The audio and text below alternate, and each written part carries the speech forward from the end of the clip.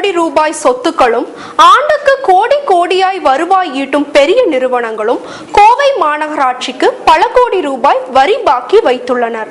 பலமுறை நோட்டீஸ் கொடுத்தும் வரியை கட்ட முன்வராததால் கடன்காரர்களின் பட்டியலை கோவை மாநகராட்சி இணையதளத்தில் வெளியிட்டுள்ளது. மொத்தம் 359 கோடி ரூபாய் வருமானமுள்ள கோவை மாநகராட்சிக்கு செலவு 381 கோடி ஆகிறது. இதனால் 21 கோடி ரூபாய்க்கும் அதிகமாக பற்றாக்குறை உள்ளது.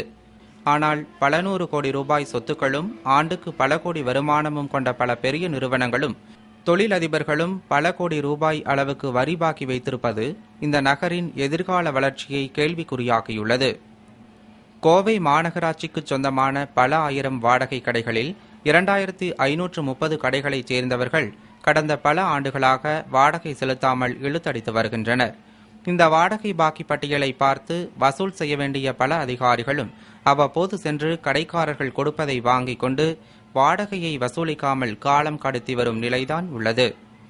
இந்நிலையில் வாடகை பாக்கி வைத்துள்ள கடைகளின் பட்டியலை எடுத்த அதிகாரிகள் பூட்டு சாவி சகிதமாக கடைகளுக்கு சென்று அவற்றை பூட்டி சீல் வைக்க ஆரம்பித்தனர்.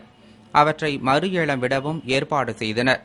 இதனால் அலறியடித்த கடைக்காரர்கள் உடனடியாக வாடகை தொகையை செலுத்தினர். இதில் வசூலான தொகை மட்டும் 8 கோடி ரூபாய். அடுத்த அதிரடியாக சொத்து வரி பாக்கி வைத்துள்ள நிறுவனங்கள் மற்றும் தனிநபர்களை நோக்கி மாநகராட்சி அதிகாரிகளின் படையெடுப்பு துவங்கியுள்ளது. வீட்டு வரி செலுத்தாதவர்களின் வீடுகளில் முதற்கட்டமாக குடிநீர் இணைப்பையும் அடுத்த கட்டமாக பாதாள சாக்கடை இணைப்பையும் மாநகராட்சி அலுவலர்கள் துண்டித்து வருகின்றனர்.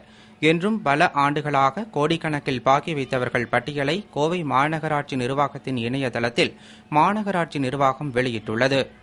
இதில் கோவையில் உள்ள பெரிய நிறுவனங்கள் பல இடம்பெற்றுள்ளன.